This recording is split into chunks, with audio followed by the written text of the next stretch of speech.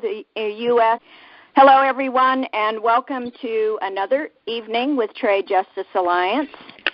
Title for tonight's TPP Resistance Will Not Be Trumped, Why We Must Oppose TPP, TTIP, and Xenophobia. As we all know, the U.S. and in the EU, there has been a huge failure by successive administrations to acknowledge that corporate globalization and neoliberal policies have wrecked economies and driven survival migrations. The recent Brexit in the EU and rise up against the TPP in the U.S., unfortunately, have also been accompanied by an increase in immigrant scapegoating and xenophobia. Tonight's guest speakers, well-versed in these egregious effects of corporate globalization, will discuss free trade's impact on the lives of the global South and the North and the growing campaign for global justice. We are very pleased to welcome John Hillary. He has been the executive director of the London-based charity War on Want, and he is joining us from Brussels this evening, so it's in the wee hours over there, so we're especially happy that he's with us. We also welcome Malu Huacuja del Toro. She's a pro-Zapatista author, screenwriter, and playwright. We will also be joined tonight by Dr. Margaret Flowers with Popular Resistance and Flush the TPP, and she will be discussing building into the No Lame Duck TPP campaign, which is going to be super important. We'll hear from Michael Ippolito from InterOccupy, reporting on a new energizing movement of movements called 127 Days to Change the Course of History. And we will also hear from Lauren Steiner with Our Revolution Los Angeles. She will give us an update on the Lake Tahoe protest. Obama was recently in Lake Tahoe, and so that we're really looking forward to hearing from her. And our own Carrie Marks will give a brief report on the No DAPL Solidarity campaign. We'll give a legislative report also from Celeste Drake. She's not with us tonight. She's in transit. She is the Trade and Globalization Specialist with AFL-CIO. And we'll also get a report on the New Zealand Rally for Democracy, which was held last Saturday in New Zealand. And this report comes from Barry Coates, now with the Green Party. We're going to introduce John Hillary now. He is the executive director of War on Want. He is also the author of The Poverty of Capitalism, Economic Meltdown, and the Struggle for What Comes Next, published 2013. He has published on a wide range of trade and investment issues over the last 20 years. His introduction to TTIP, the Transatlantic Trade and Investment Partnership, A Charter for Deregulation, An Attack on Jobs, An End to Democracy, co-published with the Rosa Luxemburg Foundation, has now been translated into 12 European languages. In 2013, he was appointed honorary professor in the School of Politics and International Relations at the University of Nottingham. Welcome, John Hillary. The call is open to you. Thank you so much, Harriet, and thank you very much for the invitation to take part in this call. It's a wonderful idea to have these calls, and if it wasn't the fact that it was so early in the morning here, it's coming up to 2 o'clock in Brussels, it would be wonderful to take part in them more often. But I hope that everybody can hear me okay, and that if anything goes wrong, you will jump in, I'm sure. Tom, could you please advance the slide? Thank you. Sorry, John. Go ahead. Thanks. So the questions that you see on the screen have been really developed both between myself and others who have been responsible for developing the call. And I hope that they will speak to some of the questions that people might have had looking from the US across to the situation in Europe at the moment. And I'm going to go through them in about 10, 15 minutes, and then hopefully there will be space for more questions and discussion immediately afterwards. But just to start with the Brexit debate, which I was certainly involved in quite heavily, with a lot of talks outside London and around the country in the UK. this question as to how we should read Brexit, and particularly this idea of what it means for there to be a vote against the political elite or a rejection of the political caste, if you wish, I think that's clear. I mean, everybody pretty much has said that the Brexit vote should be seen as a more general vote of no confidence in the political elites of both the UK and the European Union. And then for people who perhaps don't really feel comfortable with the way in which the vote resulted in a leave the EU, they will tend to talk it down as being just a protest vote. And I think that's a little bit condescending. I think it's wrong, really, to see this as a sort of a cry of anger without any political content. I think it's much more useful to see that this was a recognition on the part of a lot of people around the UK that the political and economic programme which has been driven forward both at the European and at the national level just ignores their interests. And I certainly did a lot of talks outside London, which is clearly the place where you have the greatest concentration of wealth, of capital, and where, you may well know, the vote was overwhelmingly in favour of staying in the EU.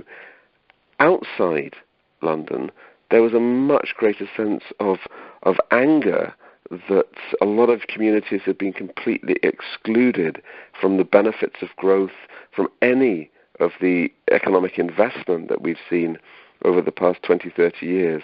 And this really was, for many people, a bundling together of different frustrations, political and economic, and a statement which just said to the elites, don't ignore us. You ignore us at your peril. And for a lot of people who perhaps maybe were more politically vocal or had sort of more worked out political theories, they spoke very dramatically as this being a rejection of a capitalist elite, not just any old political elite, but very much a rejection of a capitalist program. And this really, to go on to that second question, isn't just a phenomenon we see in the UK alone, but there's a clear correlation between the situation in the rest of Europe and, of course, particularly the situation in the USA. And there's a great similarity, perhaps, in the political system between the US and the UK, in that we're both really dependent upon a two-party system in that race. But there's a very interesting difference, I think, in how it's played out, because as you may know, our version of Bernie Sanders is Jeremy Corbyn, and in the Labour Party, and he has managed to get through into the position of having the leadership of the Labour Party and thus putting forward a more progressive agenda there. Sadly, he's under constant attack from those on the right of the party who would much prefer him not to be in charge. But on the other side, we didn't see the rise of our Donald Trump. Nigel Farage, who I know was over speaking with Trump just recently, he didn't manage to make it to any position of power at all. He's left politics, and his party is in complete free fall at the moment.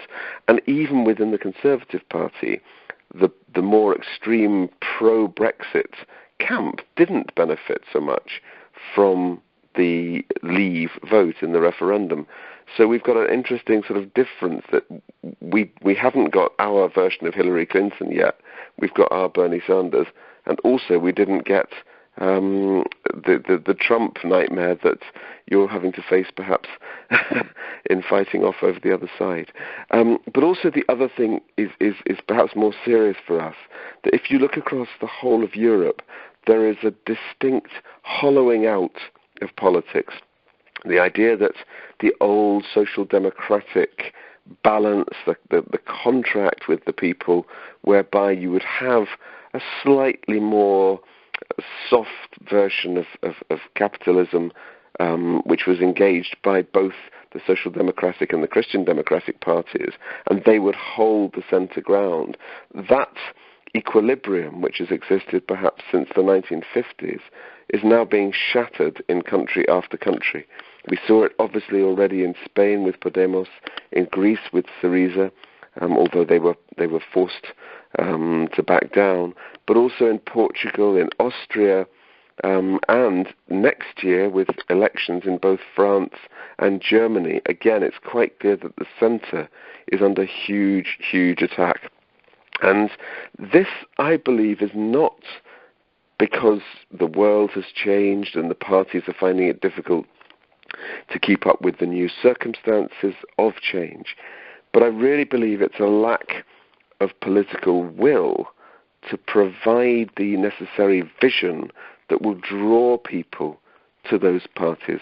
So the social democratic parties, by and large, have gone into this process of triangulation, of basically creating policy by focus group rather than by conviction. And that's really led to a crisis within the social democratic parties, and that's allowed, on the one side, a more progressive politics to emerge, like we have with Jeremy Corbyn, or the Spanish have with Podemos, the Greeks with Syriza. But on the other side, it's also opened the door to some of the most unpleasant, xenophobic, and sometimes outright racist, and even small Nazi parties beginning to reappear across Europe, which is an incredibly dangerous situation at the moment when we have so many new problems caused by refugees coming from the wars that we started in the Middle East. So there is a real sense that this is a crisis in the EU.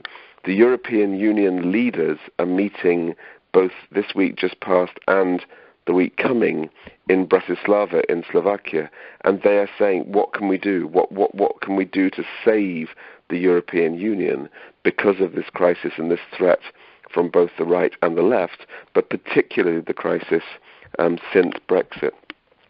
And in that respect, it raises a real question for our movement, because for the movement, this really seems to be a time where you could see a rebirth of politics in direct challenge to the status quo.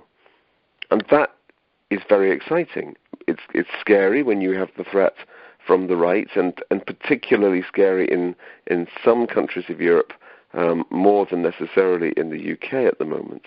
But even in the UK, that xenophobic undertone, which was given more oxygen, more space to breathe during the referendum debate, we need to be absolutely clear that that has to be challenged straight on, and we have to make sure it can't survive in the period of crisis and upheaval.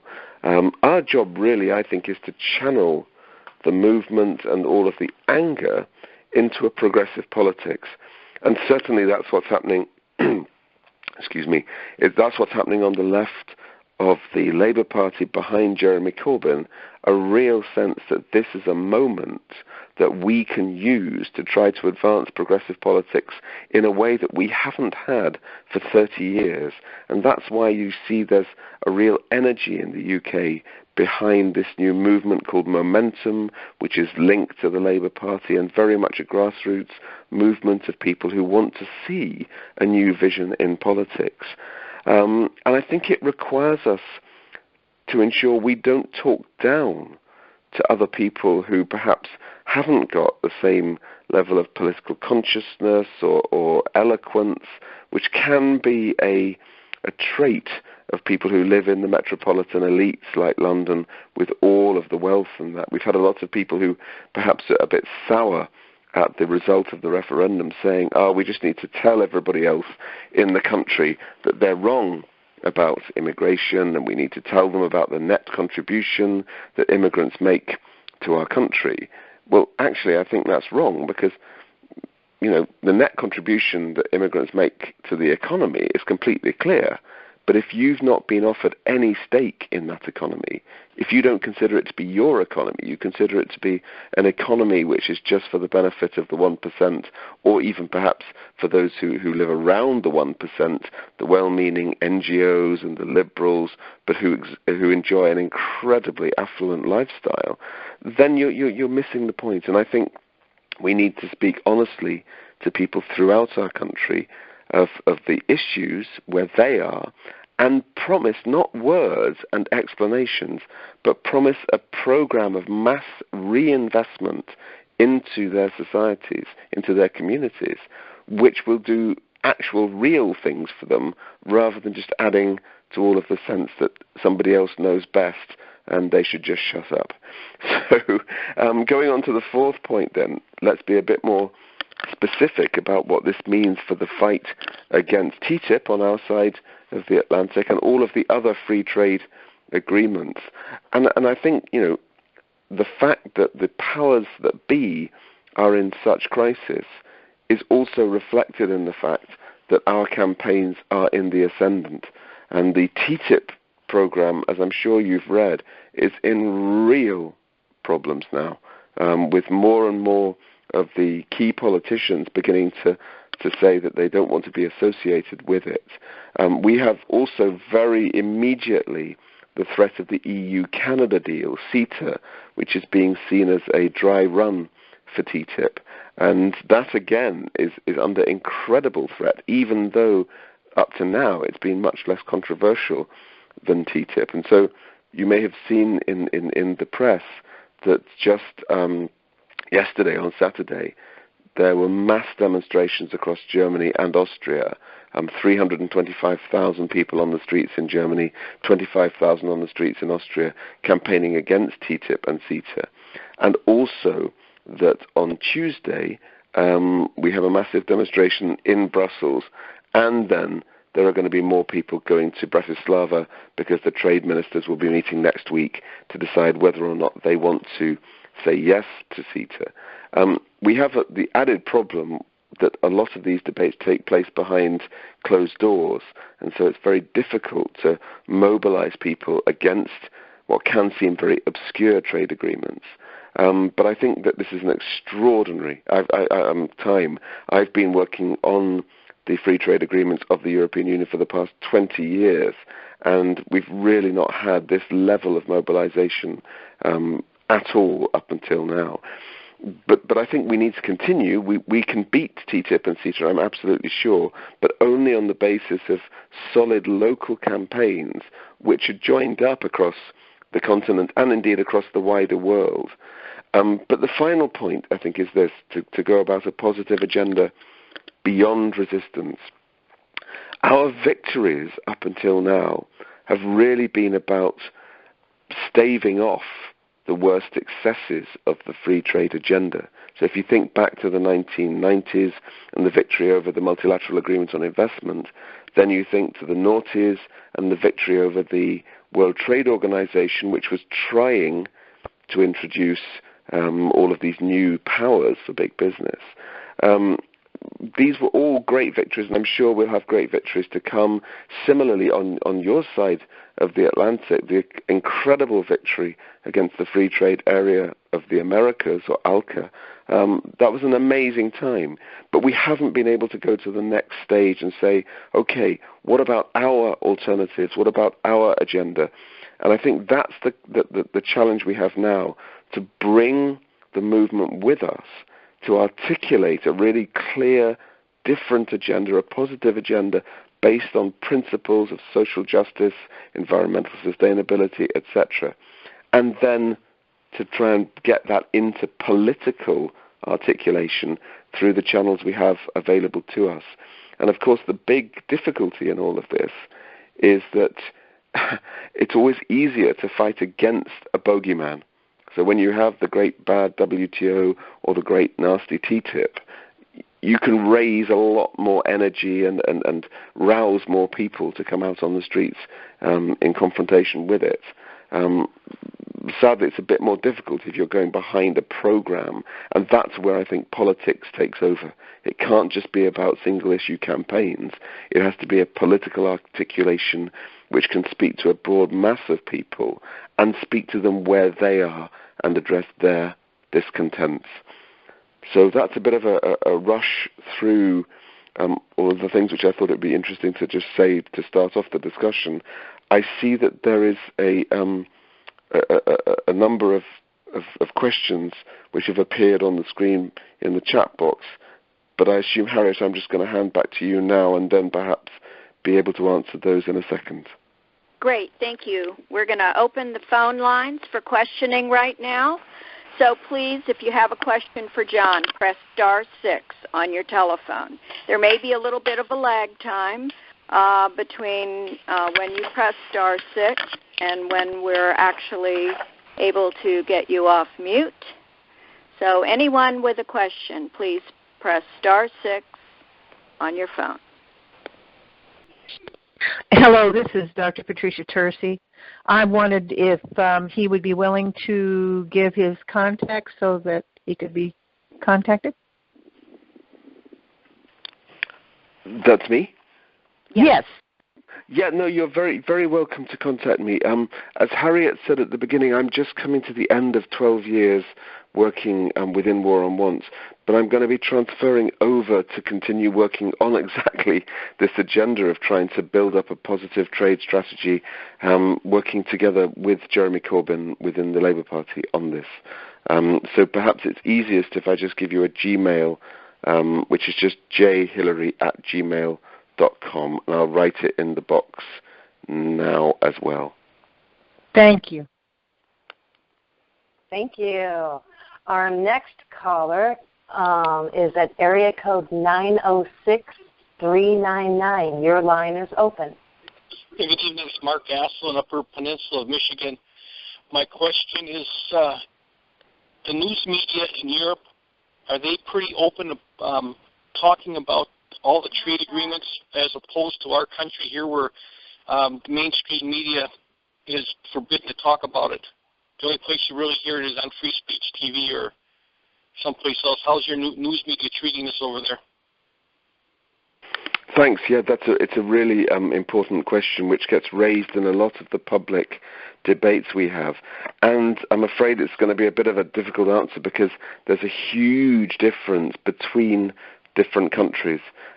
Germany has got absolutely incredible coverage of these deals on the television, on the mainstream television, the nightly news shows, all through its newspapers. I mean, it's just utterly extraordinary. In Austria as well, you have amazing coverage, and you even have some supermarkets taking out full-page adverts saying that they are against TTIP and CETA in the mainstream press, in fact, in some of the most widely read newspapers. In the UK and in France, I think it's not quite so good, but we have managed to force it through into the mainstream media quite a lot.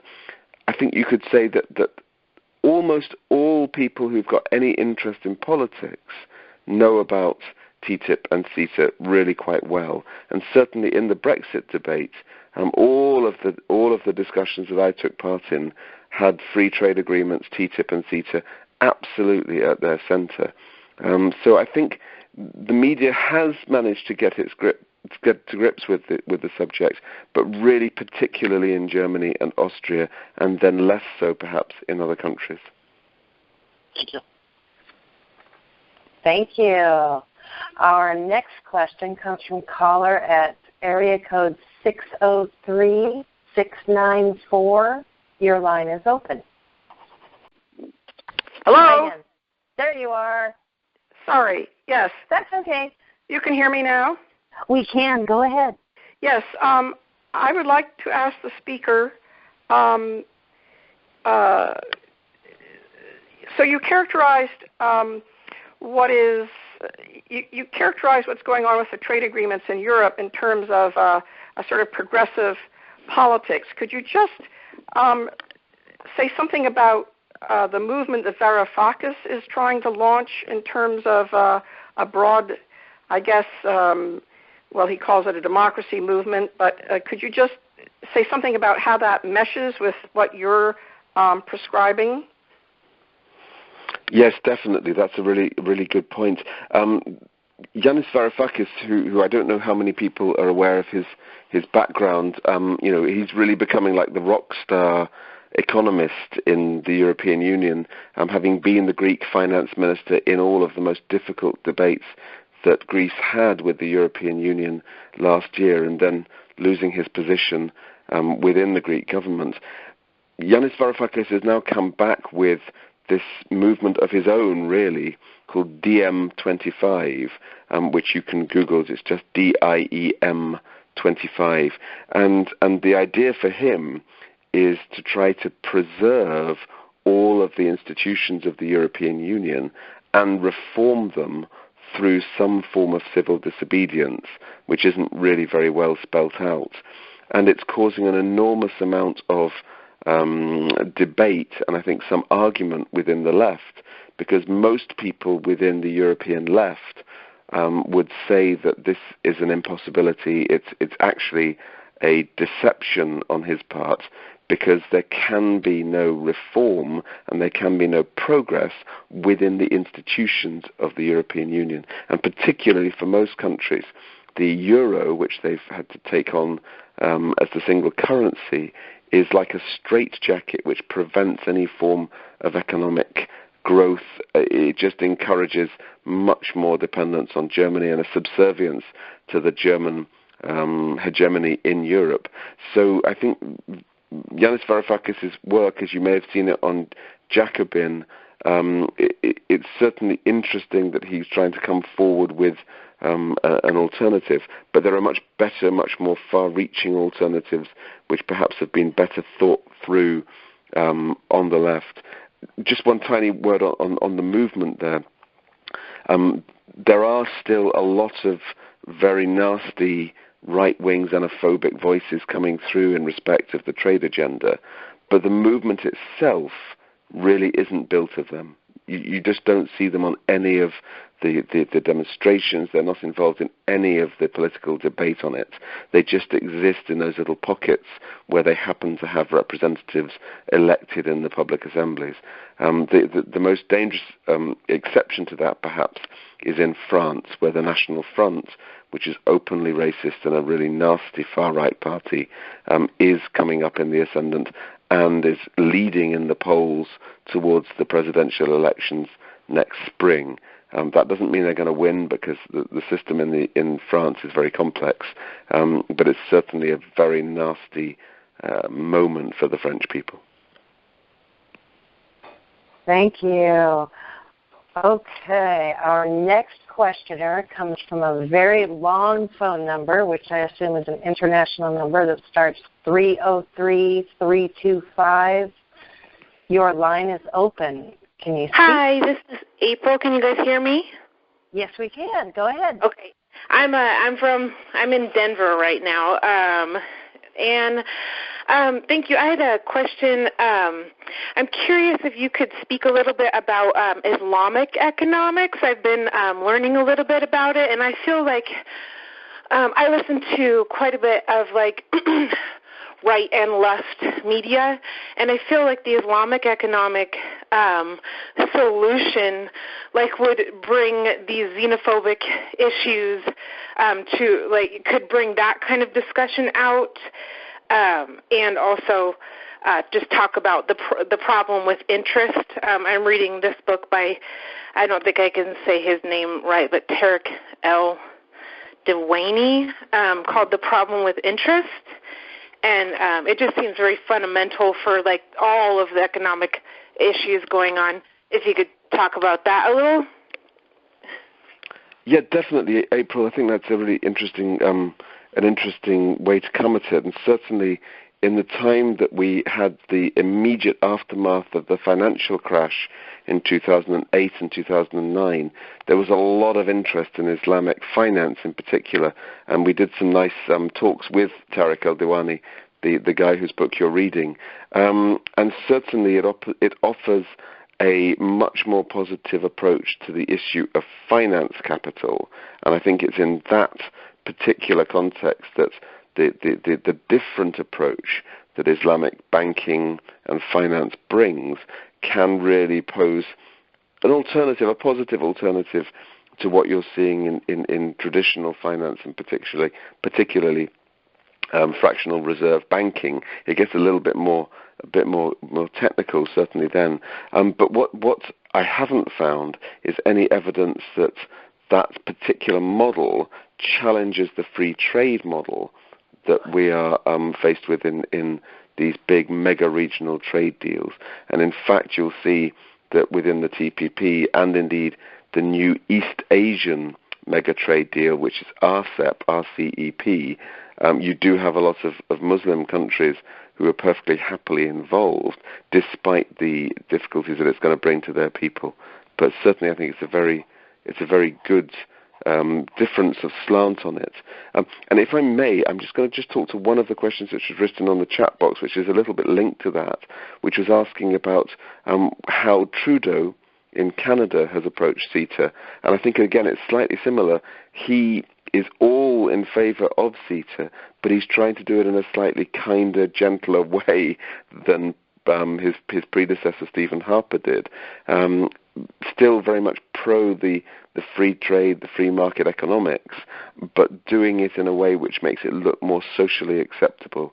And although I'm not from Canada and I'm quite a long way away from Canada, this is what we understand the program he's brought in to be, much more socially liberal, but still based absolutely on free market economics. Great, thanks. That was really enlightening. We can get one more question. So go ahead, Carrie. Okay. Our last questioner comes from area code 908230. Your line should be open. This is Hugh Campbell from the New York metropolitan area. Mr. Hillary, in addition to the adverse effect of historical free trade agreements towards austerity, with the greater emphasis on the ISDS, investor-state dispute settlement, in TPP and TTIP, do you see an acceleration towards austerity if these trade agreements are passed? Yeah, I think, Hugh, it's an extremely good question, because ISDS basically gives a completely free hand to the trade lawyers and the multinational companies who are going to be investing in each of our jurisdictions. It gives them a free hand to challenge any socially progressive law or regulation which is brought in, which might affect their profits. And we've seen, certainly in countries like Egypt, where they raised the minimum wage and immediately were challenged by Veolia, the French company. You get this type of chilling effect, which says no government really should be introducing any new forms of socially progressive law or standard, because it could end up damaging the profit-making of big companies. And that could be on a whole range of different issues, particularly around the rebalancing of the tax burden, which is an incredibly important part of any socially progressive program here. If you start seeing host governments increasing taxes on corporations, or even actually, like we've seen in the European Union, trying to get the big corporations like Apple and Google to pay the tax that they owe, suddenly this might be once again interpreted as violating the fair and equitable treatment of those companies, which is written into the ISDS provisions and the investor protection provisions. So I think it's highly likely that the consequence of that would be really to sort of deepen, to exacerbate the problems of austerity, because you're cutting off any government levers to try to address those problems at their source. But I think, in a way, just to finish on a happy note, the introduction of these ISDS powers, the investor-state powers within all these trade agreements, has been one of the greatest rallying points for our opposition, because all you need to do in a public meeting is tell people of some of the examples from NAFTA, for example, but from the other hundreds of cases we know from around the world. Give people those examples of what ISDS means in practice, and they just say, where do I sign up? I'm joining the movement against this scandal. And so it's been one of the recruiting sergeants, as we would say, to our cause. So I think we should be grateful for ISDS. It's enabled us to build a much stronger movement than we would otherwise have had. That was wonderful. Thank you so much for being with us tonight, and we wish you the best of luck in your new career. And we look forward to hearing from you again, and we will spread your message far and wide. So thank you very much. Thank you so much for having me. You're welcome. Have a good evening. Thanks. Or good day. Okay, next slide, please. I would like to introduce Malu Huacuja del Toro. She is a progressive pro-Zapatista Mexican author. She's a playwright. She's a screenwriter. And she was also part of the movement of intellectuals fighting against NAFTA in Mexico, if you all remember that fight. That was back in the early 90s. Malu recently published a collective book written by independent journalists both in Mexico and in the U.S. about the effects of NAFTA on Mexican culture. That was called Salinato Reloaded, Salinato Versión 2.0. She is a member of the Mexican collectives in New York City fighting for Ayotzinapa students and defending the father of one disappeared Ayotzinapa student who lives in New York City.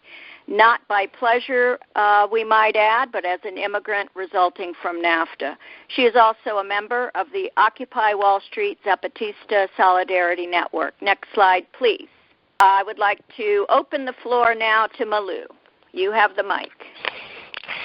Hello, everybody. Thank you so much for inviting me tonight. Well, as you probably couldn't help noticing, Mexico and Mexican immigration in particular have played a major card in this electoral process in the USA, with Donald Trump's presidential campaign punchline being that we Mexicans are all rapists and drug dealers, promising that he will build a wall and force us to pay for it. It is now impossible to ignore that the U.S. neighbor country exists, Mexico, but only in a bad way. Next slide, please. It is also impossible to ignore a phenomenon that, ironically, was signed by Bush father, but ratified by Bill Clinton. That is the massive importation by the United States of cheap labor in semi-slavery status, or rather, as the media likes to call it, illegal massive immigration. It is called NAFTA, actually, and that was the result of that trade deal. Next slide. Well, this is me, by the way, during a rally against Trump, explaining I am not a drug dealer, unlike the president of my country. Next slide. Speaking of Enrique Peña Nieto, after a year of insulting Mexican people, Trump went to Mexico to meet with him. One of the most unpopular, repudiated presidents in the history of my country. Sadly enough, while a vast majority of the undocumented Mexican workers in the U.S. are not rapists, Enrique Peña Nieto has confessed he authorized the raping of Atenco women by federal policemen. Next slide, please. When he was state governor, and the people of Atenco were and still are opposing the dispossession of their lands to build an airport that no one wants except the oligarchs of my country. These federal police officers were ordered to sexually torture these women. Peña Nieto accepted he authorized this atrocity during a speech in a private university. However, Trump shook hands with him. Next slide, please. As for Mexican immigrant workers being drug dealers, that's also a big lie. In the first place, drug dealers don't need to end up working as janitors, agricultural workers, construction workers, or production workers, fast food service workers, or in laundries. In contrast, President Peña Nieto's involvement in drug trafficking in particular is now difficult to hide. The massacre and disappearance of 43 Ayotzinapa rural students crystallizes everything that is wrong and corrupt with his administration at all levels, as well as his army, his police, and all the political parties. The Ayotzinapa Rural School is located near one of the biggest poppy fields in the world to grow poppy and produce heroin. These students were protesting and defending public education. The government does not want indigenous youth studying in public schools in the middle of their drug trafficking business. Next. That was the local, state, and federal government acting, as well as the army, and that's what they are all protecting, the heroin production. Without the permission of the president, it is impossible for the attorney general to make up a false version to cover the truth about these kidnappings. They are all the organized crime, not the other way around. When the U.S. government sends weapons to the Mexican government, it is actually sending weapons to the organized crime. An increasing population of Mexican immigrants are actually victims of the organized crime. Next slide, please. Next. This is the next slide will show us the caravan to the U.S. Next slide. Yes, this is a caravan to the U.S. headed by poet Javier Sicilia, whose son was murdered by the cartels, and he met with immigrants, victims of the organized crime in the U.S., who are actually refugees, but they don't have that status. Next slide, please. Here in New York City, protesting in front of the Mexican consulate, you may find every 26 Mr. Antonio Tizapa, father of one of the missing Ayotzinapa students, and family members of Antonio Vivar, assassinated during the Ayotzinapa resulting protests. None of this has been covered by the corporate media, though. As you see, it's Trump's face 24 hours a day talking about building a wall. That's what they report.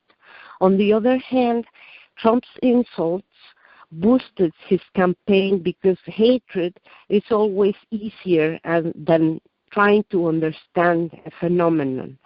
He successfully planted the seed of intolerance because it always requires less thinking and less effort just to blame other communities, immigrants, other religions, other colors, otherness in general.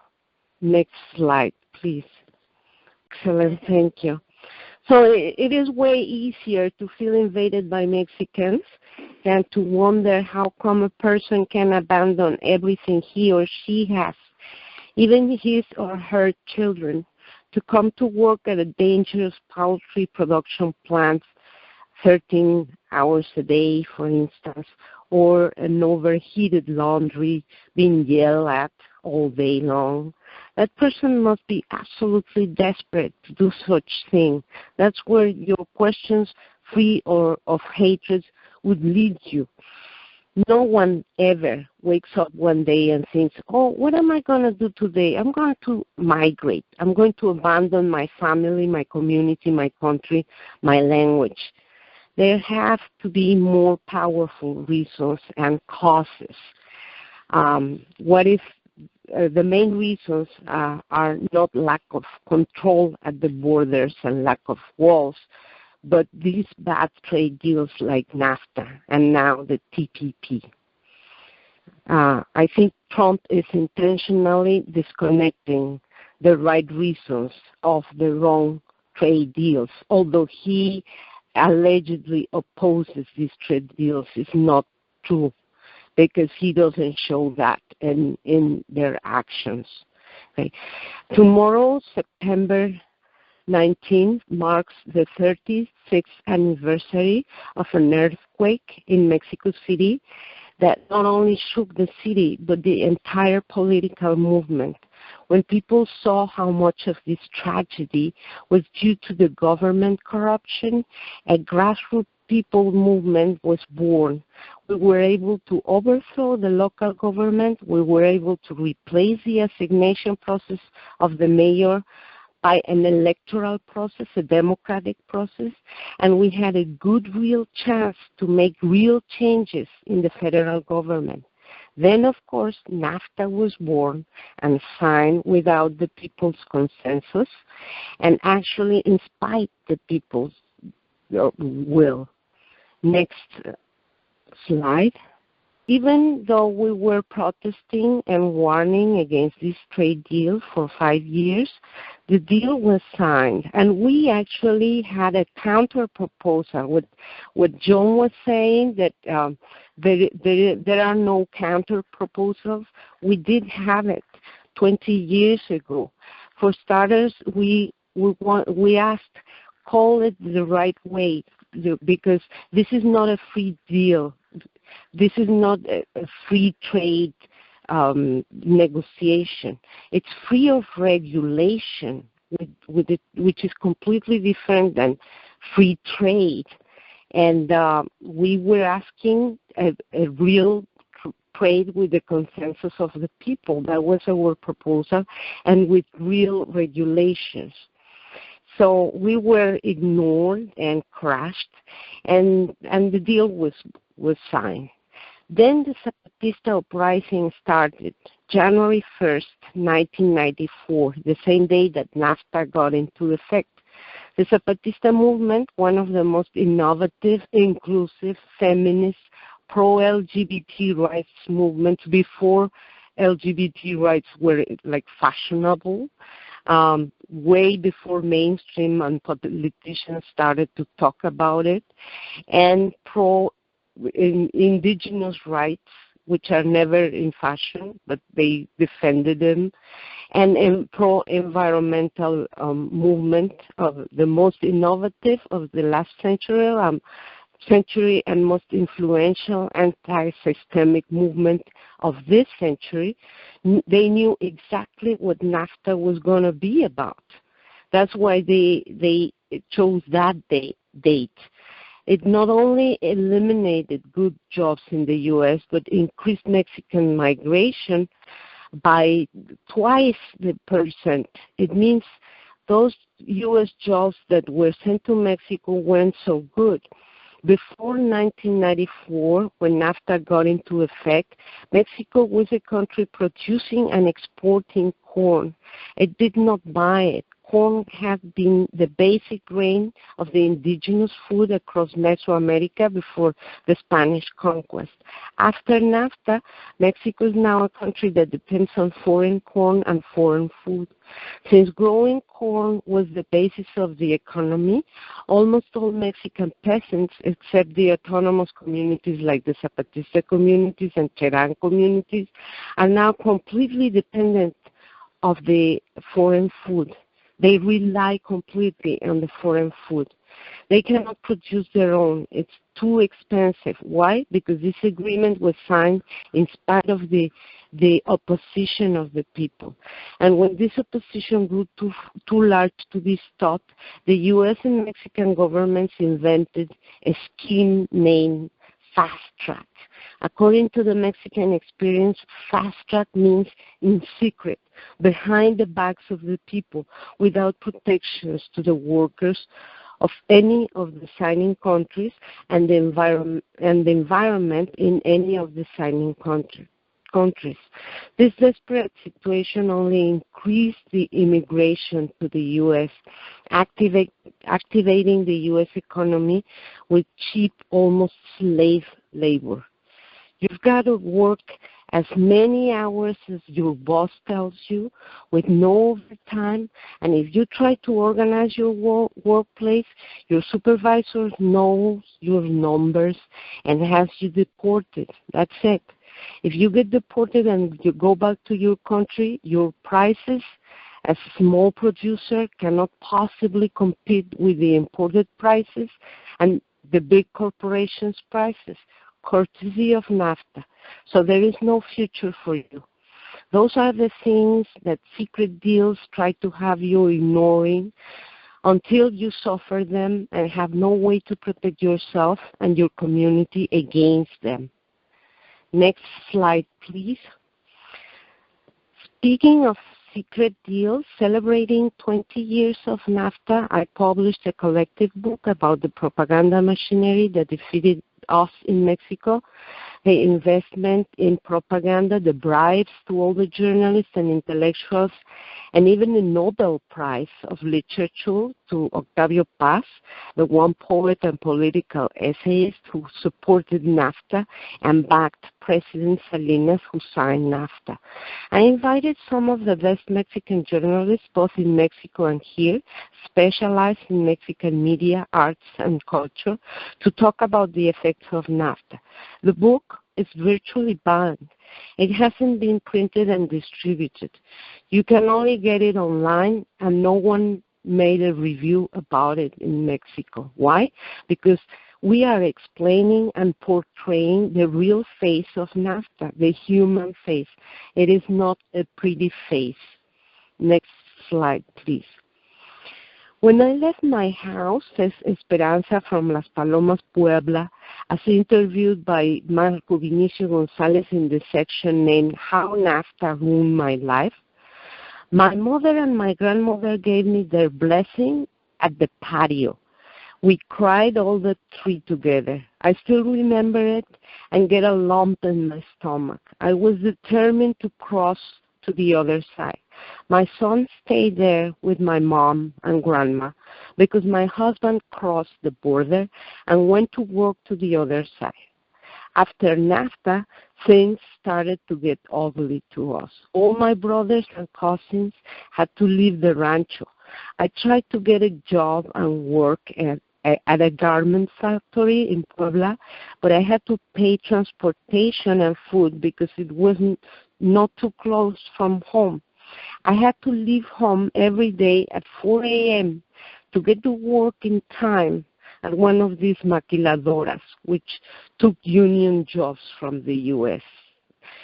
I persuaded my mother and my grandmother that they should allow me to try some luck. I promised them I would send them money so that they could live and take care of my son, Julian, who was 2 years old at that time. Then, when I got to Tijuana, I was terribly scared. I did not know anyone. It took me several days to find the smuggler I was referred to. We spent several days trying to cross the border. When I finally crossed, the helicopters dropped their lights and everybody ran everywhere they could. I was caught by some agent who got me in one van with others. Then he sent all the others to another van except me. He was very nice with me in the beginning. He brought me at a motel in Chula Vista and made me stay there. He said he was going to help me. But one night, he got drunk and raped me.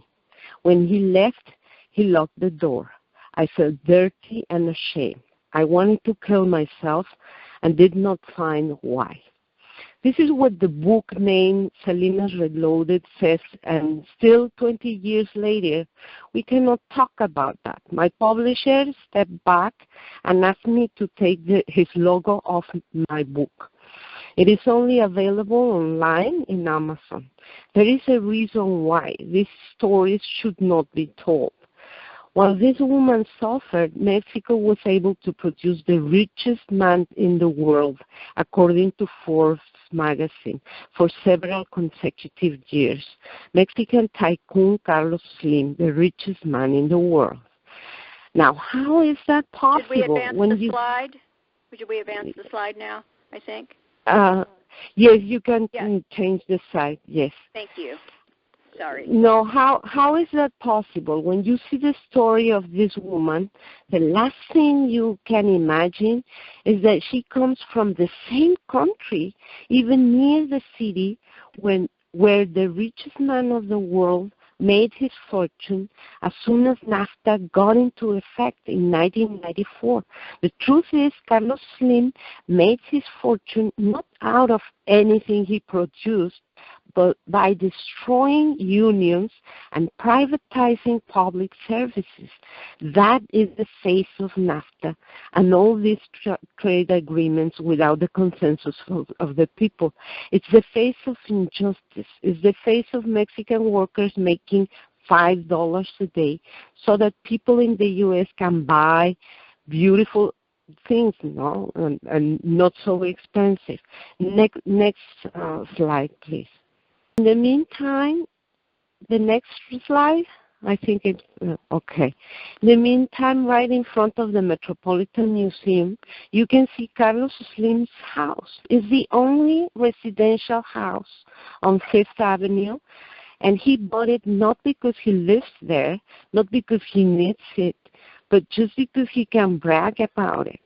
So next time you are about to say Mexico is a poor country, please step back and reconsider what you're saying. How come a poor country could make the richest man in the world? Because it's not a poor country, not really. It is an unfair country. It is an unfair system, which is different, and it's an unfair trade deal. Next slide, please. Tomorrow at the St. Regis Hotel at 7 p.m., the Mexican president in New York is going to be offering a $1,000 ticket gala to talk about his achievements, that is to keep lying. He already signed another free trade agreement that is going to ruin the local economy both in Mexico and the U.S., the TPP. He already agreed to the TPP. Again, he signed it without the consensus of the Mexican people. Most of the Mexican people don't know what the TPP is about because the corporate media is hiding it. We could not stop NAFTA, but we can fight to reopen it, and we can learn the lessons. They are all over New York City and all over the U.S., in every part of the U.S. and Mexico. Next slide, please. These lessons are called cheap labor. The lessons are labor in captivity, almost slave labor. Let's learn those lessons and not repeat them. And that's all I want to tell you for now. Thank you. Well, that was a heartbreaking story. Thank you very much. I don't think I've ever been moved quite as much on one of these webinars. Now, listen, we don't have time for very many questions, but we are going to open up the lines now for Malu. So press *6 on your phone now, and we'll open the lines. Thank you. Malu, you said some amazing things, and I could have a lot of questions. But one of the things that was pretty gripping was the image of everyone coming into the United States from Mexico after NAFTA. And the message that we've been popularized up here in the States is that interestingly, moved down into Mexico. So can you kind of flesh that out a little bit for me in terms of the fact that a lot of our manufacturing jobs have gone down to Mexico? At least that's been the United States understanding, and yet so many of the jobs people seem to be fleeing Mexico to have jobs in the United States. Can you kind of explain that a little bit better? Can someone rephrase me the question, please, because I couldn't hear it quite well. I believe, as I understand, Paul was believed that you stated that jobs actually moved to the United States from Mexico. Is that correct, Paul? Well, what happened was there was an influx of immigration in the United States, illegal immigration after NAFTA. And yet the story that we've been told here is that a lot of the jobs went into Mexico.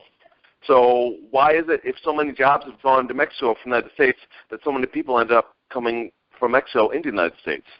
Can you kind of explain that a little bit? Did you understand, Malu? Yes, I understand. I explained it. When you own your land and NAFTA came into effect, what happened is that nothing that you produce could compete with the corporations' prices like Monsanto. Let's put an example. See, so we were producing corn. Imagine you are a peasant, but not only a peasant, but not only an agricultural worker, but you own your land. But your land, what you produce, cannot compete with the prices of the corn that gets imported by big corporations. So you need to sell your land. And then you move to the maquiladoras. And the maquiladoras are precisely the jobs that were good paid union jobs in the U.S. And they were sent to Mexico. But the difference is that in Mexico, these jobs are not unionized, and they are almost in slavery conditions as well. And the pay, the salary is, you're completely underpaid. No, and you in sweatshop conditions. See, so you don't no longer have your land. You are not the owner of your own production, and you are in sweatshop conditions. So you cannot afford you cannot take care of your family. So you move to the United States and you end up working in other kind of sweatshop conditions. But you make a little bit more money and you send that money to Mexico, and your supervisor knows that you are undocumented. I wouldn't call it illegal because this is like a label that they want to put in undocumented workers, but the truth is that cheap labor is convenient for the United States economy right now because they don't want to have good jobs in the United States. So that's why we should fight for good jobs both in the United States and Mexico. If we had known at that time that the U.S. unions were also against the trade deal, the bad trade deals, we could have united. But to tell you the truth, at that time the technology didn't allow us to have like this webinar, for instance, something that we could communicate, because it would have been something convenient both for the U.S. jobs and Mexico, because we didn't want those jobs either. Why do you want a sweatshop job for nothing? But the propaganda, the corporate media had a completely different narrative. The narrative was they are going to bring us jobs, and if you oppose these trade deals, you are unpatriotic. See? My name is Susan. I'm in Northern California, and it was a very heartbreaking and extremely illuminating presentation. And I'm sorry this is not okay. Will there be a time to mention something that is TPP related but not specific to this presentation? At the end of the call, we open up all the lines and everybody can talk as long as they want to. Okay, just wanted to check. Will that do? Oh, thank you. That'll do fine. Thank you for the presentation. Thank you. Okay. Sure, you're welcome. Do we have time for one more, Harriet? One more question. Yeah. One more question, and then we're going to try and move on. Okay, our last question comes from a Skype caller. So if you've called in on Skype and have a question, speak up now. Can you hear me? There you are. Go ahead. There I am. Okay. This is Dean Edwards with Democracy Watch News. I've been working with Dr. Parasuraman and Professor M.S. Swaminathan at the M.S. Swaminathan Research Foundation in India on some of our coverage.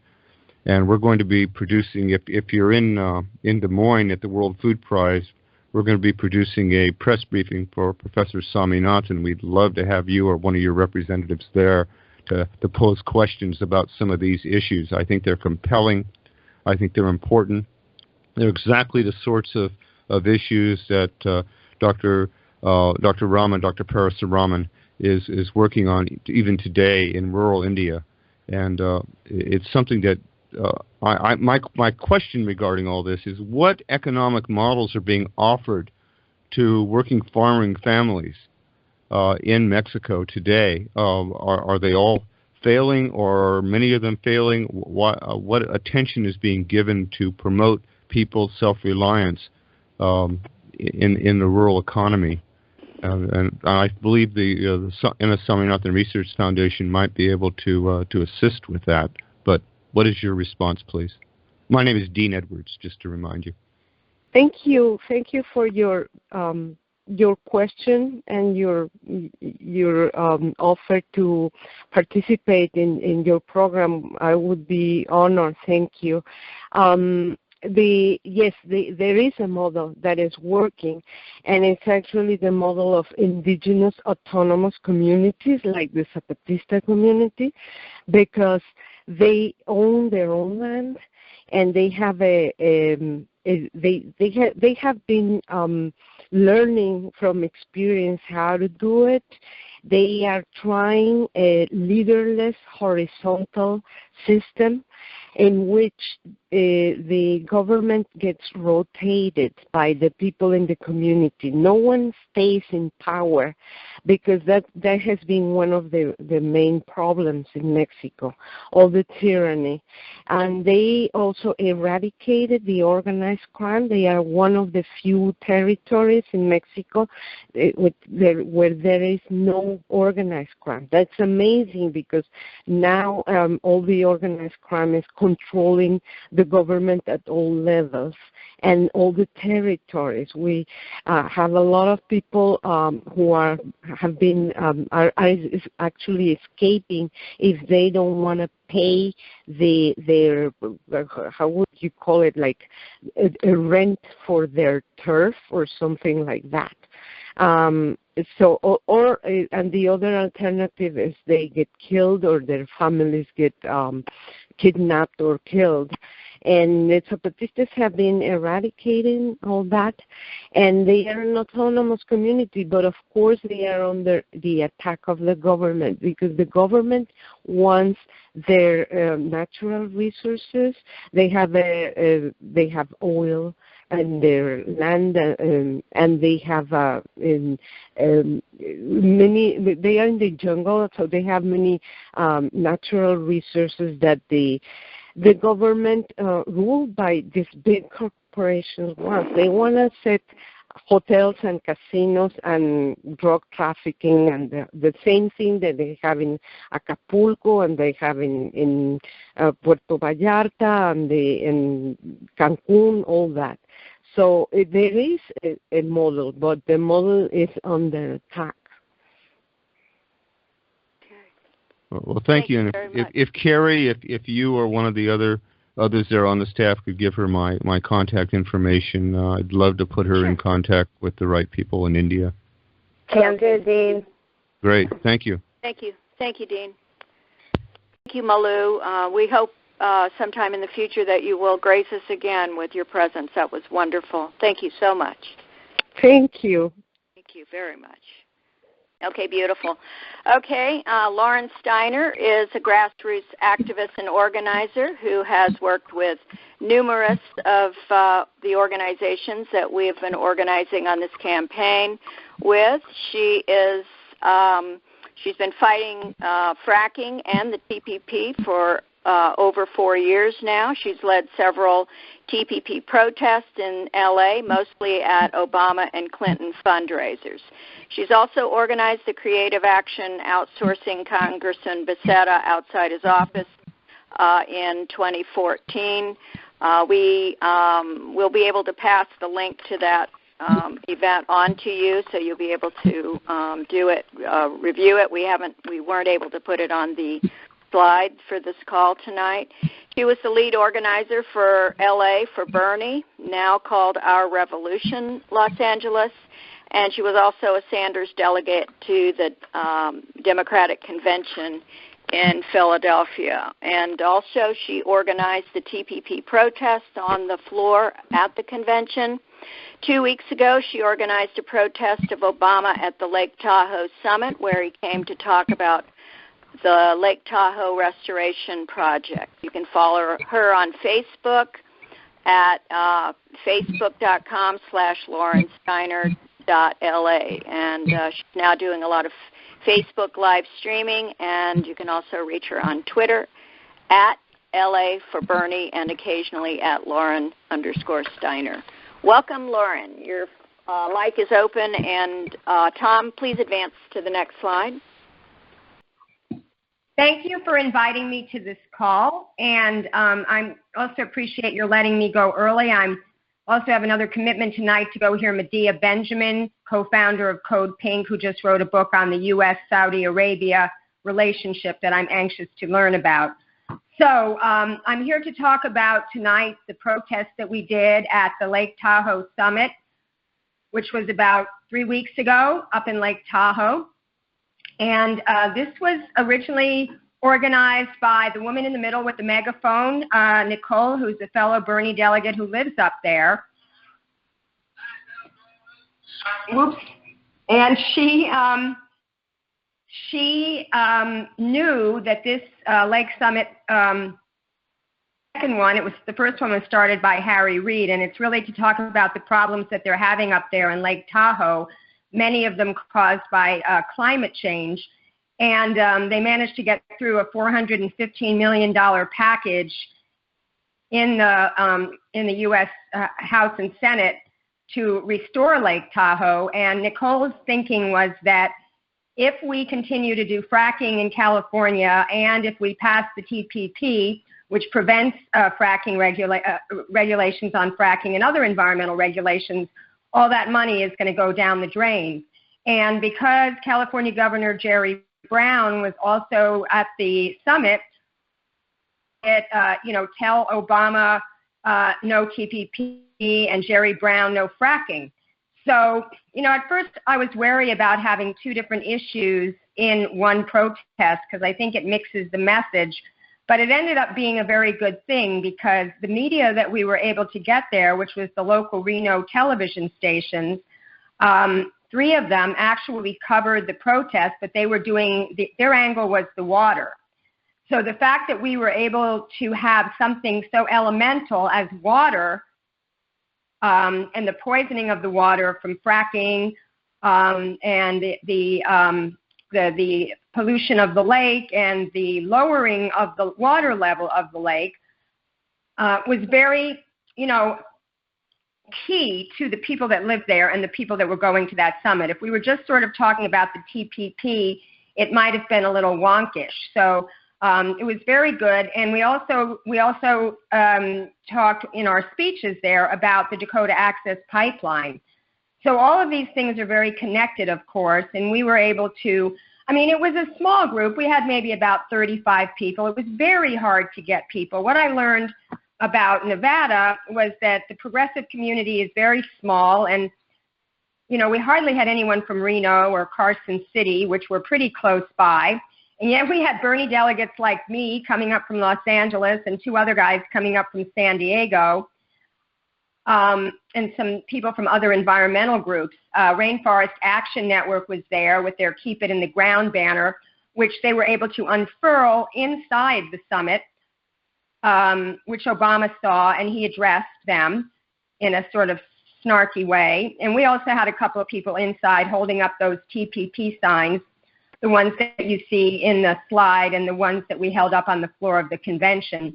Don't know whether he saw those or not, but the fact of the matter is the Bernie delegates decided to stay together after the convention where our action was so successful to try to develop more actions, and we started I had already started California Burners to stop the TPP, so we started the TPP Action Network, and we actually have not just a Facebook page, but we actually have an Action Network page, which I am looking to find people to help administer. I think it would be really great if we had one site that everybody could put up their TPP events, whether they're protests or whether they're citizen lobby visits, or whether they know that their congressperson is having an open house and they want to get that open house on the map in case people want to go and talk about the TPP. I'm not, very good with the infrastructure of these things. I certainly know how to post on Facebook and tweet, but this Action Network site is a little bit complex. However, it does allow you to do amazing things. I mean, once you have an event up there, you can have a discussion board on the event, and anytime someone posts, people get notified in their emails. You can notify them automatically 24 hours before the event. You can have polls in there. You can send emails to press. If you have your press contacts in there, you can just do a press release and send it out automatically. A really good tool for our movement to use, and since we already started it, I'm looking for people. And you can call me or email me, actually, at laurensteiner57.com if you have any interest in helping with this tool. But I would just say, the reason I asked to mention the Becerra video is that was an action that we did 2 years ago in which we did a little skit, and we had a moving box and people dressed up as moving men, and we literally outsourced him. We had him kicking and screaming, well, not him, but this kid, because the moving box is only 4 foot high, but we fit a kid in there, and he was screaming, saying, "Let me out of here," and we were saying, and Movie Man was saying, "Don't worry, you're going to love it, Vietnam, the weather's great." And, the whole point was that we won't need Congress if the TPP passes, because corporations will be more powerful than government. So I always find, at least in Los Angeles, where people are pretty jaded about your average protest, that it's good if you could come up with a creative action, just to make it visually interesting for the media. And with that, I really don't have anything more to say about this action, but, I could take a couple questions, I guess. Well, we don't really have too much time for questions. Well, there was an echo there. We don't have too much time for questions, Lauren, but we'll pass your information on. We do use Action Network. All of our events are actually posted in Action Network, and we always enable the discussion board. So just in case people don't know that, we always do. Yeah. So thank you so much. We'll never forget your packaging up of Becerra, though. That's one of the great events over the course of our organizing. So thank you so much. The TPP does seem likely to be introduced in the lame duck session. That is scheduled to begin Monday, November 14th. And the reason for this is because Obama seems likely to introduce TPP even if he doesn't have all the votes to win. He and the U.S. Trade Rep Michael Froman view this as their legacy. So it's very important to them. And the administration is going to use any tactic they can. They're going to use hardball tactics and whatever it takes to try to shame Congress into supporting the TPP. And they're even going to say it's on national security grounds. So Froman recently admonished Congress for resisting the TPP agreement. And he said, "I don't think Congress wants to be responsible for handing the keys to the castle to China." Next slide, please. And we all know that that's just really hogwash. So on the other hand, an introduction as of November 14th will allow the House or the Senate to run out the fast-track clock. And what that means is it's possible to avoid a vote altogether. And that's because the fast track requires the House to vote within 60 legislative days after introduction. And there aren't even 60 calendar days between November 14th and the expiration of Congress. So Speaker Ryan also recently told a closed-door meeting of House Republicans on September 9th that it's too late for President Obama to use fast track to force a vote. He also said earlier that week that Congress currently did not have enough votes to pass the TPP, and if a bill came to the floor, it would go down. What this means is it's not over yet. There's a lot of political grandstanding right now. So from our point of view, that means that we have to fight harder than ever. And many Republicans, though, are changing their minds about TPP. So we have to keep up the fight. Next slide, please. There isn't. So what we need to do to ensure that TPP does not get introduced or that it goes down if introduced. First, we have to call both of our senators, every one of us, and we have to tell everyone we know to call both of our senators and our members of Congress and tell them to say no TPP. We also have to write letters to the editor, and we have to let our local people in our local area understand why we oppose the TPP. Keep it short and simple. You can go to exposethetpp.org, how to write a letter to the editor. It's a PDF file. You can find it if you go to exposethetpp.org. If you live in a district with a competitive Senate or House, you can go to public speeches and rallies of your candidates and go there with a Stop the TPP sign. Make some noise and get some attention until your member of Congress announces a position. It's important for them to announce a position on TPP.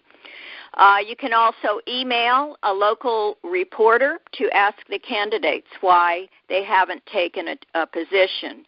Ask your local city or your town council to pass a resolution opposing the TPP, and then forward that information to your member of Congress and your senators.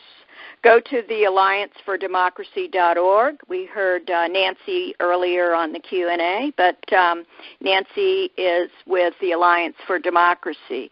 And go to www.thealliancefordemocracy.org/tppfreezones.html. So I see we're back on the slide for Michael Ippolito. Michael, is your line open? Yeah, I'm right here. Can you hear me okay? Okay, beautiful. I'm going to go ahead and introduce you then. Sure. Thank you. Michael is an Inter-Occupy organizer and activist who received his bachelor's degree in physics from Bridgewater State University. His scientific work focuses on the climate crisis, and his movement work focuses on strategic steps necessary to confront this crisis. Michael has taught science, English, and math in many academic settings, from gifted to alternative schools, and that includes in South Africa during a capacity building program he developed. Michael is currently teaching at the Frederick Douglass Academy, a public alternative school in Brockton, Mass. Next slide, and welcome, Michael. Well, thank you so much for having me. It's a pleasure to be on this call. So we are doing what's been going on. We've launched 127 days of actions to change the course of history as a way to help add momentum to the what's been going on around the country. This very unique time we have right now with respect to everything going on with the elections, historically disliked politicians going against each other. You have all this energy from the Sanders campaign. Black Lives Matter has been occupying city halls for months now. The Dakota Access Pipeline. And the climate moment is one that's really an interesting one to just put in perspective of where we're at. Just before I get into the 127 days, if the TPP were to pass, that would be catastrophic on so many levels. I mean, I hate to say that it would truly be a death knell for us, but I mean the way I liken it is it's imagining we're on the Titanic and it's sinking. I've always used the Titanic analogy, and it kind of works for people where, we are always responding to the water coming on the ship, and people have the buckets and they're trying to get the water off. And I always talked about the breached hull that we need to focus on, that being, corporate constitutional rights, money is speech, both of those corporate constitutional rights go back 130 years, money of speech going back 40 years, and then the Citizens United ruling, where we put both of those together, and the whole thing with like super PACs, being able to, corporations giving unlimited amounts of money to those. And if we could all focus on that breached hull, that was like an offensive strategy, because if we could clear the way, with something like the We the People Amendment addressing that, well, then we could address the climate crisis, right, with a World War II style transformation that we really need, and that's the moment, going localizing and such. Well, now you introduce, the TPP, and if this were to pass, it would literally be like, duct taping, tying us up, chaining us to like the poles, in the dining hall of the Titanic, not even giving us a fighting chance as the thing's going down.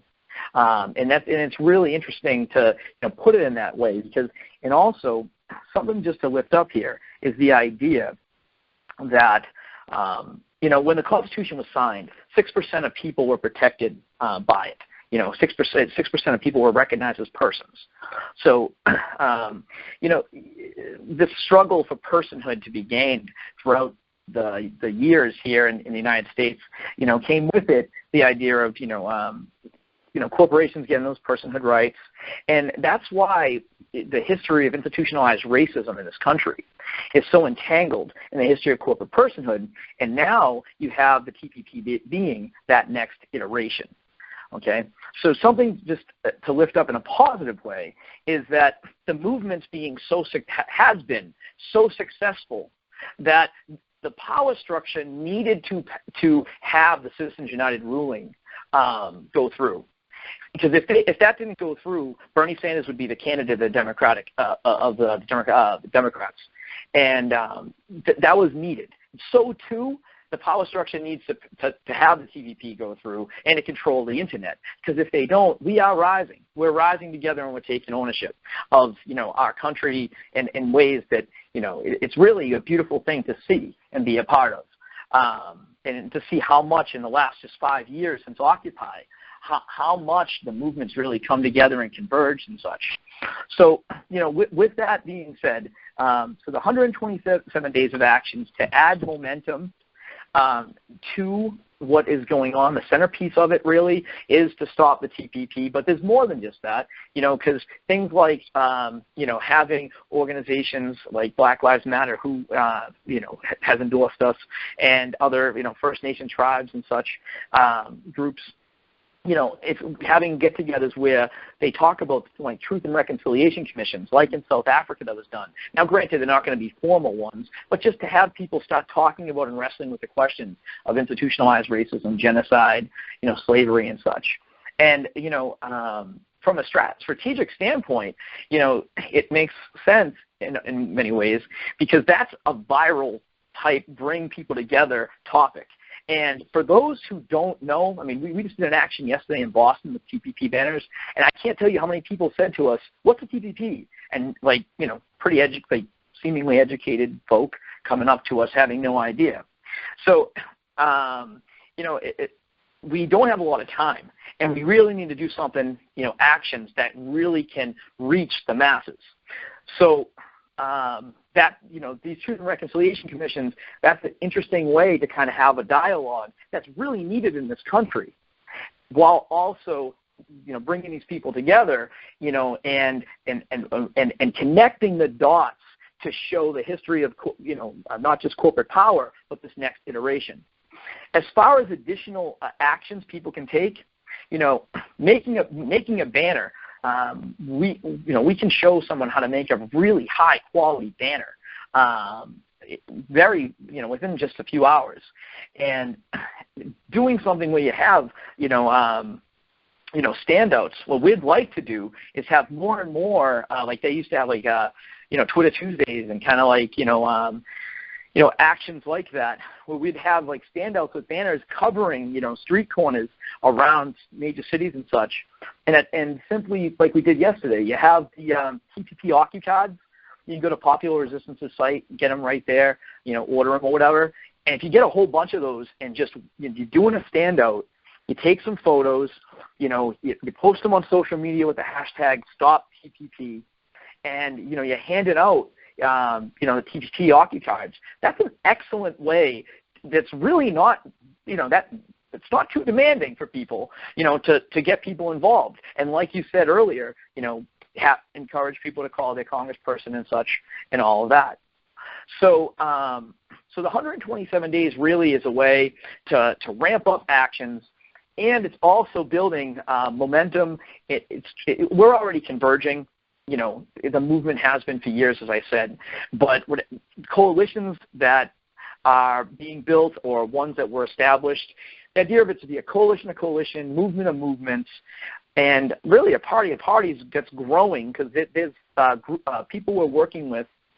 They're looking to have like this big voting block of a third party. Whether it's formalized or just through free association, to me isn't as important. It's important that we're coming together, because the 127 days culminates. We just actually launched Friday was Constitution Day, and then yesterday was the 5-year anniversary of Occupy Wall Street, and that's a Friday, Saturday, and then it's going through the weekend of the inauguration, January 20th, and the 21st, which is the 7-year anniversary of Citizens United. And there are actions already being planned for the inauguration, and that's great, and really they're really mobilizing quite a bit for that. But as I've shared with all those people that are on our team and we're working with here, that it's like as much as that's important to organize for, and popular resistance is doing this thing, hashtag no honeymoon, but we have to stop this TPP thing, because we can't just be mobilizing, for afterwards. So strategically, we have to do everything we can now to stop it. You can go on our Facebook. It's 127 days to change the course of history. And you're welcome to email me. My email is michael@team, like a sports team, good, GOLD.org, michael@teamgood.org. Please send me an email. I also posted 2 registration links on the chat. One was to the working group calls that we have on Tuesday nights. Those are every single Tuesday night, 8 p.m. Eastern time. You're welcome to come on to those and see, we have all types of things we can try to help you with grassroots organizing and organizing actions in any way we can around this. And then there's also a link right after that to the Wednesday night, 9 p.m. Popular Resistance, TPP resistance calls. That's on there as well. So fantastic. I'd be happy to answer any questions. And thank you again for having me. Can you stick with us? Margaret is speaking next, and then we're going to give a short Q&A. So if anybody has a question for you or Margaret, then that will be in only about 5 minutes. Would you be able to stick with us, Mike? I'll be happy to. Yep. Okay, terrific. Thank you so much.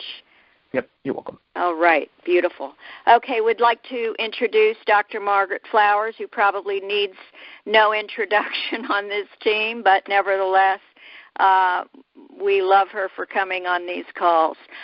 She is the co-director of Popular Resistance and Flush the TPP.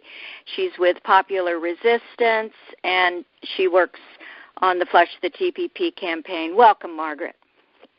Thank you very much. Thanks for having me on the call. So I just quickly want to run through what we're doing in terms of organizing to stop the Trans-Pacific Partnership, because, despite what Speaker Ryan says, we know that Obama is going to bring this before Congress in November. We know that the administration and the U.S. Chamber of Commerce and other big business groups and lobbyists are going to be twisting arms with members of Congress.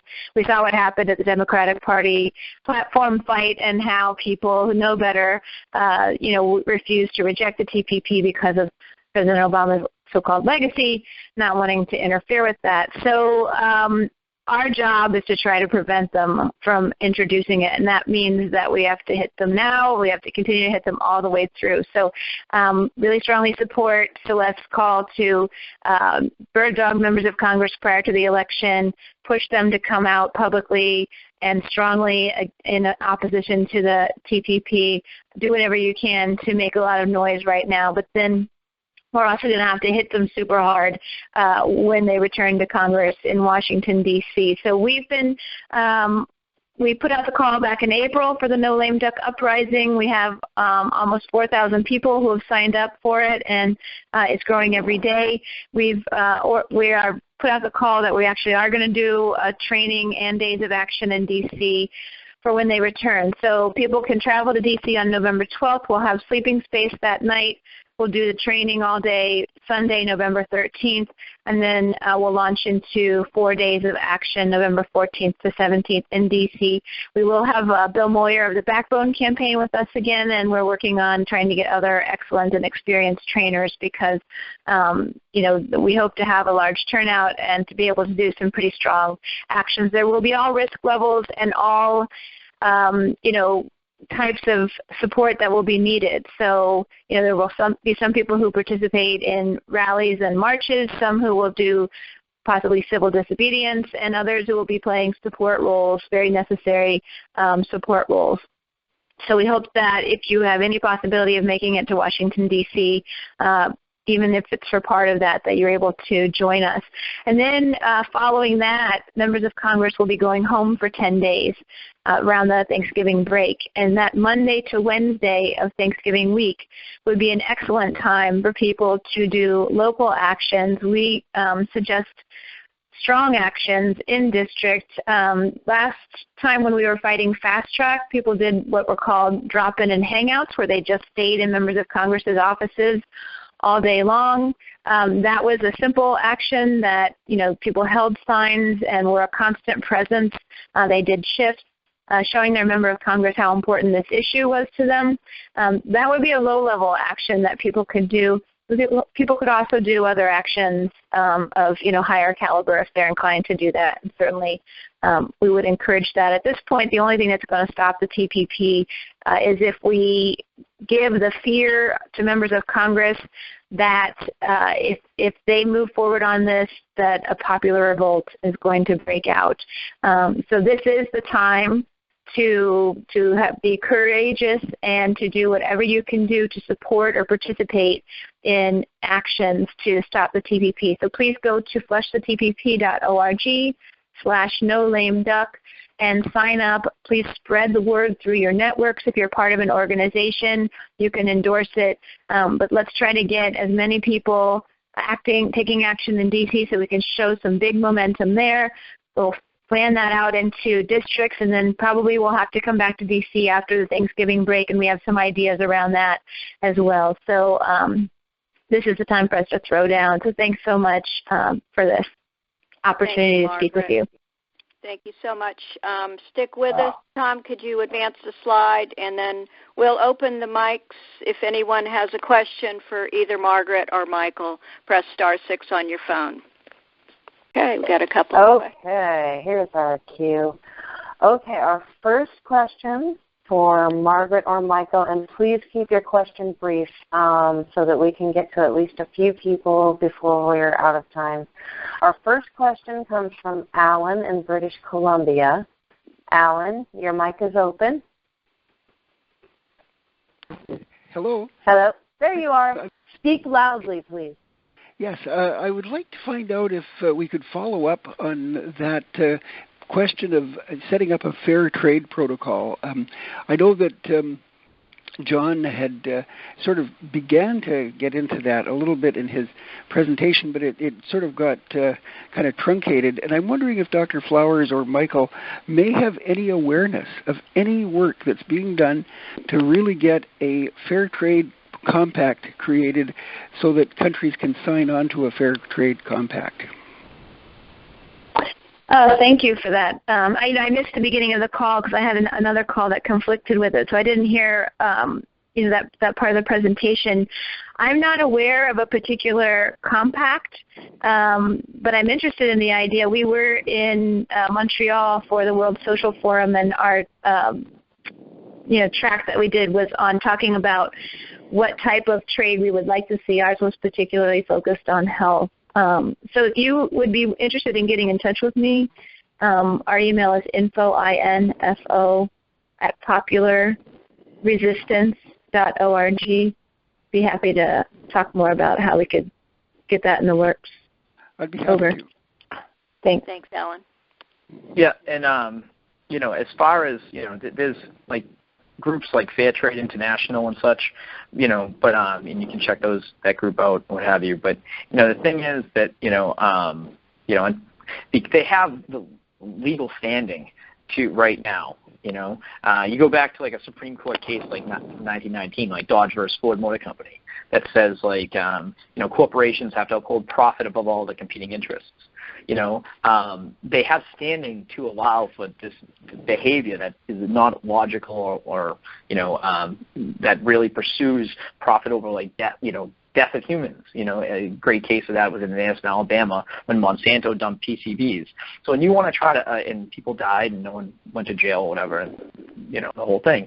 But, just to say, that's why the legalities here to get through, the TPP, pass and push back on corporate constitutional rights would then clear a way for stuff like what you're talking about there, for like fair trade and all these other things to happen. But anyway, so thank you. Great, thank you. Thanks, Alan. Okay, our next questioner is at area code 805-927. Your line should be open. Hi. I think we need some big guns on our side, and so I was thinking trade unions, would they be helpful? Like how many trade unions are coming to the forefront on this for our workers? Can they join us in this? And also one question for them would be, what is a compromise with the pensions that can compete with, for the sake of the company? Is there going to be a compromise on the behalf of the American people to try to equalize, make our products a little cheaper, and then, we can compete a little? So I would like to see them fight on our side for us, but also talk to their people about what concessions they could make. Is that possible? Thank you for the question. So the difficulty for labor right now is that traditionally, and this year's no different, they're very focused on get out the vote efforts for the Democrats. And so even though their choice for president is Hillary Clinton, they have not had the courage to recognize that they don't have any power with these administrations, and they're continuing to do this GOTV stuff, which unfortunately means, and I've had conversations with some of our labor allies, the reality is that they are going to be out of resources and energy, tapped out by the time the lame duck comes around. So, and not ready to actually join in until possibly later, like a couple weeks or so into the fight. So that's why I think it's we're continuing to reach out to some of our laborers that that have been strong fighters with us in this to see if there's any way they can throw down earlier with resources and people. And I have some conversations coming up with people this week about that. But I think that for the most part, it's going to be up to us to make a big splash and then spread that out across the country and hope that we can strike some momentum with that. Kind of like the No Dakota Access Pipeline fight where, once people really saw the seriousness of it and, what was going on, they jumped in. We need to build that kind of momentum, and then hopefully labor will be joining us in later November or early December. In terms of like pensions and the TPP, we see that pensions are already under attack, and and I don't think that's going to be any improved under the TPP. We have time for one very quick question. Thank you very much, questioner. Thank you. Appreciate it. Hello. One Hi. more. Very quick. Yep. Yeah, go ahead. Hello, this is Joyce Good from Chicago, Illinois. My question, in Chicago, we have been calling Congress. We've been calling our reps in Congress, and we have a kind of a list of who has made a statement, actually, or a written statement, saying they're opposed to the TPP. I was wondering, would this probably Dr. Flowers, wouldn't it be a good idea to have everyone do that and have kind of a record to see who is a possibility to change, so that when the time comes that we want to really exert some pressure, we'll know who to exert it on? Yeah, absolutely. A lot of the big groups that are doing this are kind of keeping that information close to the vest. So the more that people in their communities are able to get that information and communicate it with us, the more that helps us in terms of being strategic. But I think anybody across the country, if there are ways that you can organize locally. I know that in Chicago and other places they're forming kind of, like Lauren talked about, these kind of citizen action groups against the TPP. And, do an inventory of your members to find out, of your members of Congress to find out where they are. That's all going to be super helpful this fall. And would you keep a kind of a national accounting? We'd be happy to. We'd be happy to. We do have a form actually on there. If you go to our Tools for Direct Action page, there's a form that you can fill out to let us know how your member of Congress is what their position is. Okay, thank you.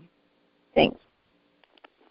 I just wanted to tell everybody to go to flushthetpp.org. They have a great, they have a great format there. They have a map. If you're going to have an event at your representative's office, I believe they can still post it on there, right, Margaret? That's right. We have an action map. We'll post your actions on that and share them. If you send us report backs from your actions, we'll post those. And then if you check out the tools page, we have a whole variety of different tools for education, tools for action, tools for media, tools for doing the TPP-free zone. So hope you'll check it out. And don't forget, every Wednesday, is it every Wednesday night now, Margaret, that you all have your Interoccupy?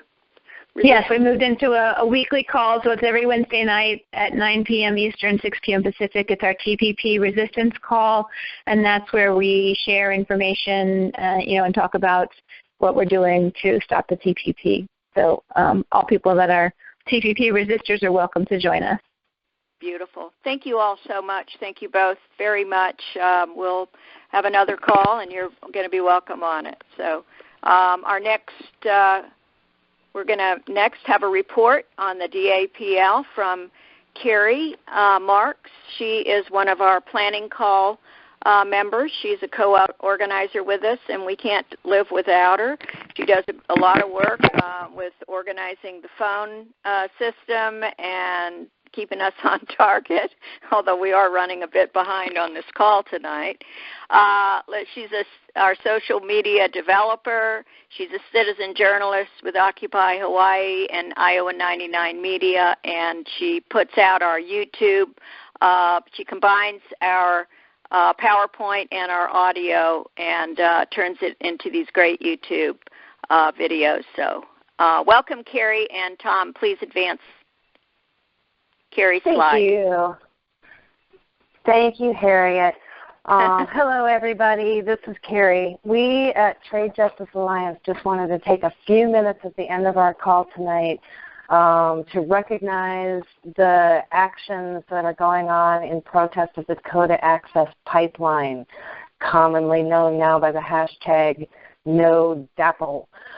In case you missed the memo, this is a 1,200-mile-long fracked crude oil pipeline that's going to be built, that is being built through North Dakota, South Dakota, Iowa, and Illinois. It's a $4 billion upgrade in our crude oil infrastructure. And the thing that's really, really special about it is that this action, this horrible pipeline, thank you Dakota Access for bringing us unity, has united pretty much every tribe in America and on the planet in opposition to putting this pipeline in. Here in Iowa, I live in Des Moines now, and this pipeline will cross over or under, actually, the Des Moines River, which is my personal water source.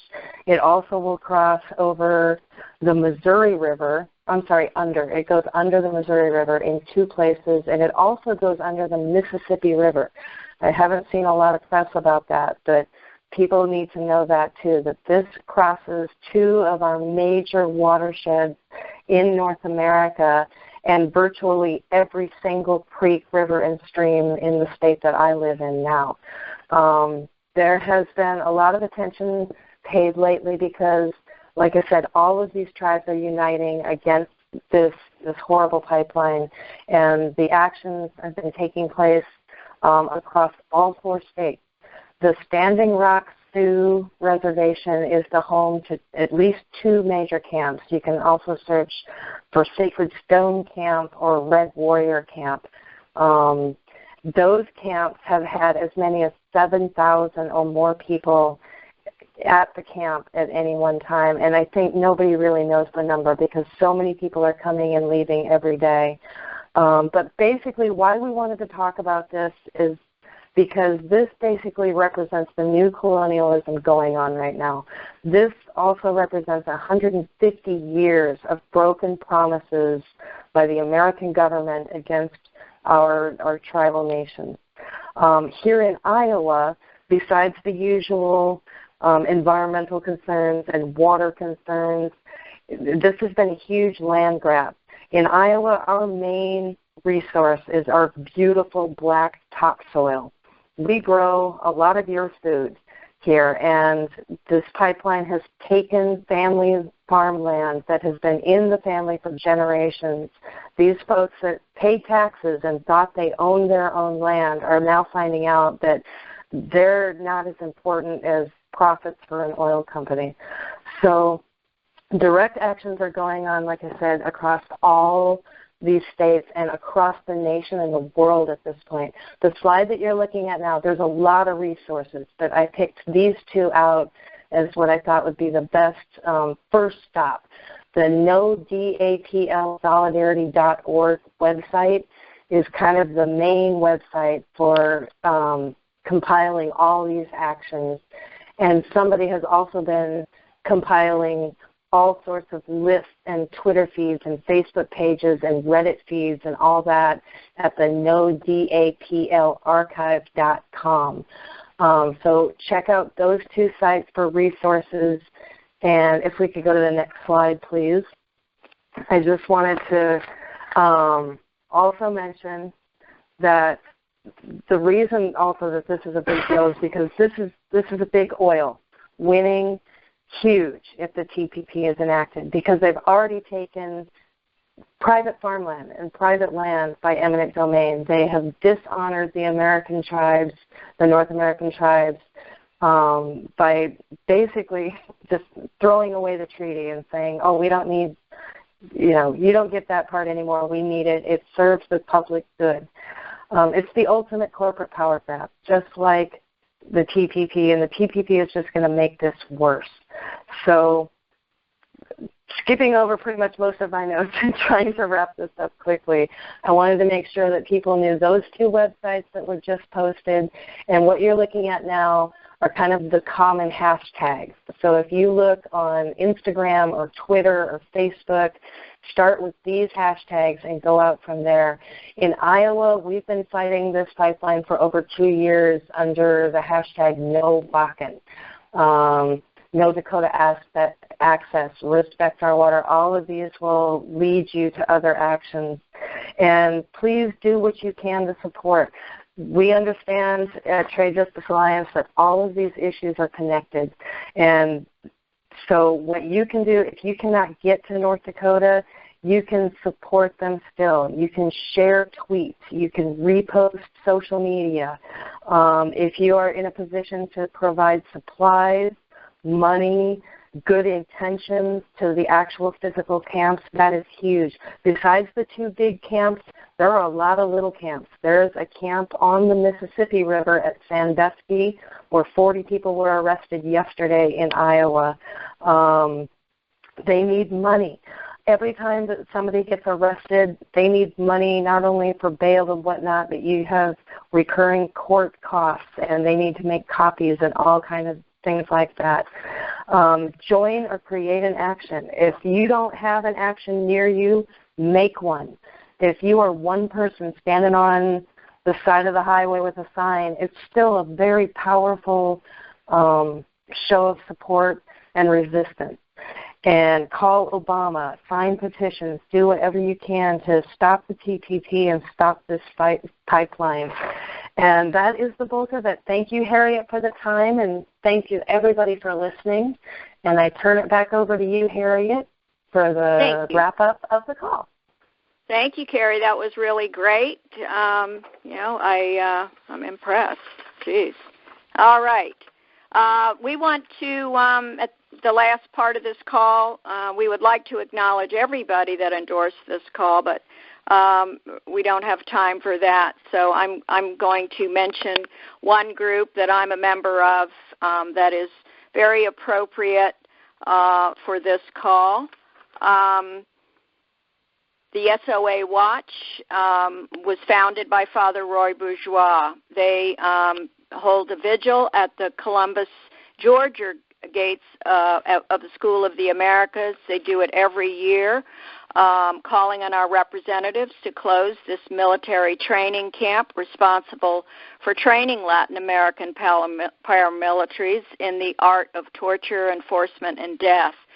The School of Assassins is responsible for the deaths and torture of thousands of innocent Latin American civilians, nuns, priests, and indigenous peoples over decades in the struggle for food sovereignty, labor rights, water rights, land rights, and the right to life itself. The vigil at the gates of Fort Benning, held annually, is the anniversary of the murders of 6 Jesuit priests, their housekeeper, and her daughter. These murders in El Salvador were carried out by the graduates of the School of the Americas. And the School of the Americas has been active in TPP countries as well. Don't forget, whenever you have these types of trade agreements or, corporate policies, the last thing they need is the enforcement mechanism. So that's why SOA Watch has held an annual vigil in front of the gates of Fort Benning for 25 years. However, this year there will be a convergence at the border in Nogales at the wall as an expression of resistance to militarization and violence at the U.S., and this is going to be at the U.S.-Mexico border. It will be a 4-day event running October 7th through 10th, and that will include many great speakers, musicians, workshops, and a call to end U.S.-sponsored violence in Latin America. To learn more, go to soaw.org. Presente. Next slide, please. We would just like to thank everybody and acknowledge our gratitude to the people that work on this team to put these calls together. They take a lot of work. And we want to thank Andrea Miller. She's the Executive Director of People Demanding Action, for the donation of the meeting room.